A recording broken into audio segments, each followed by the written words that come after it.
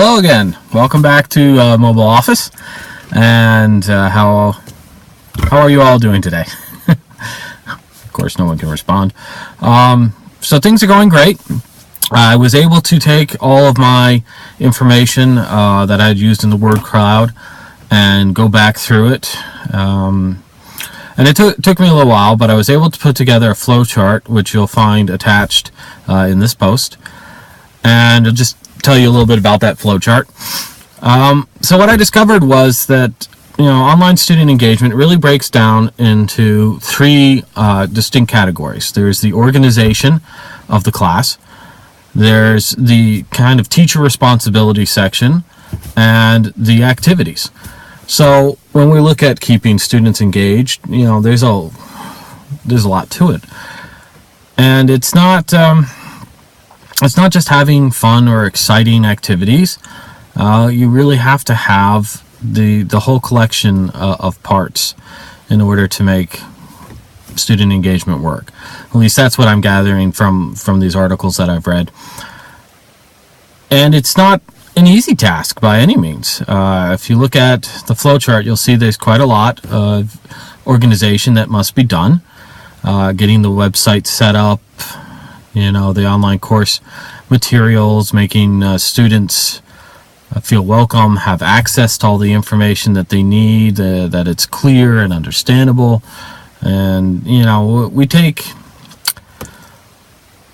a lot of time in our classrooms to set up our expectations and how we want our classes to run.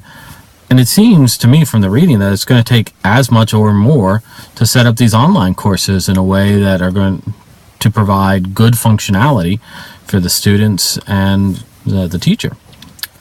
Then, of course, there's the second section, what I call the teacher responsibilities, and there's a lot of communication that needs to go on and to continue going on throughout the course. It's not really a matter of, okay, go off and do your assignments, and then the teacher comes back and says, what have you learned? It's constant checking up on people, asking how they're doing, continuing to make the environment and the class feel like a welcome place for everyone where questions can be asked, and the teacher be a person who the students can go to for information, as well as just how do I go about doing such an assignment, or how do I find the information if I can't get it myself. So there's a lot of still teacher input with the students.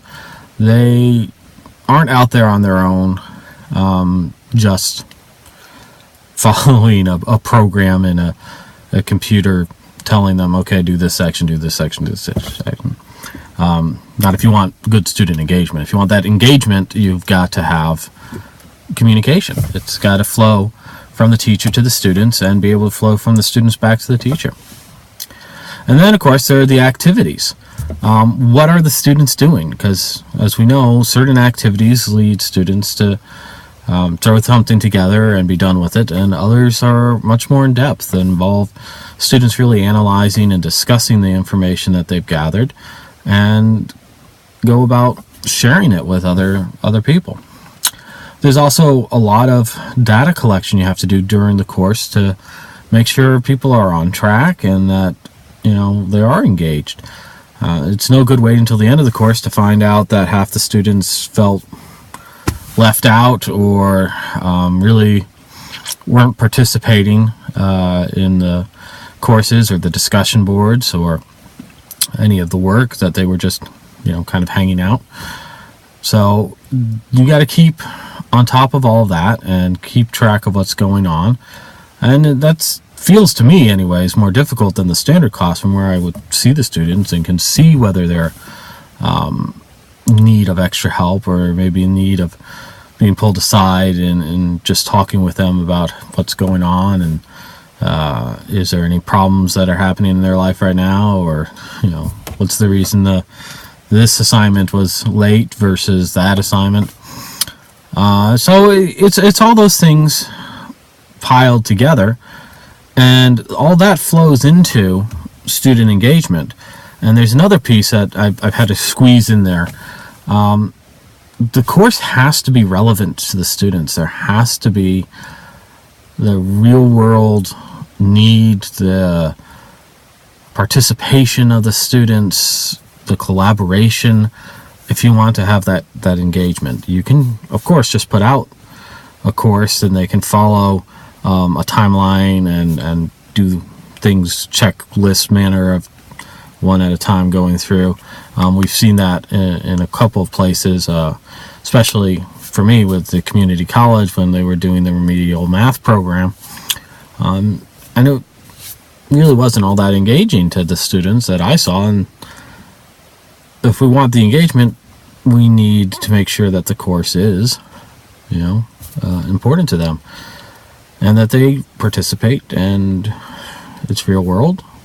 So I'm going to post this. I'm not sure whether these are better than me typing up a explanation or not, but trying a new set of things. So thank you all, and I will see you on our online day on the 27th.